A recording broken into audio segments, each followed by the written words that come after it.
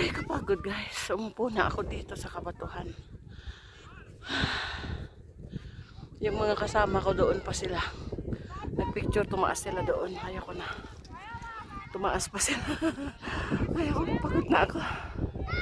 Ito ang Estrela da Serra, North Portugal. Dito lang nag-iisno sa Portugal, dito lang nag-iisno. Kaya dinadayo ng ng mga taga Portugal din lahat. Dito sila kasi maraming isno pag ano. Marami itong isno pero ano na, nag-storm kasi. Kaya na-cancel din ng isang buwan. Hanggang konti na lang yung isno na abutan namin. Pero okay lang, may isno pa rin.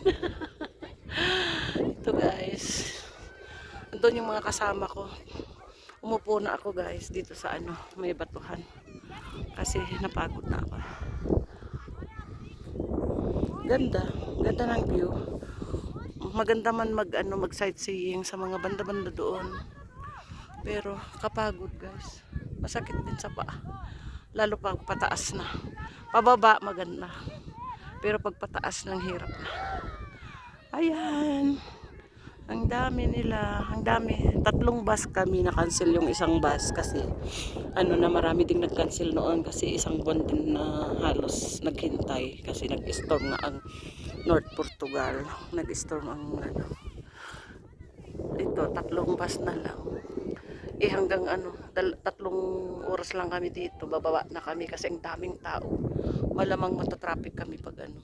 Hindi kami bababa ng maaga. Ano na, mahirap pati kung ano, kung madilim na, matarik pa naman yung mga daan, kaya ang hirap eh. Kaya ano, ito alas 2 na rin, mga 3 alis na kami dito guys. Ito, at least na-tour ko kayo sa North Portugal kung saan may isno. Ito. Bye guys.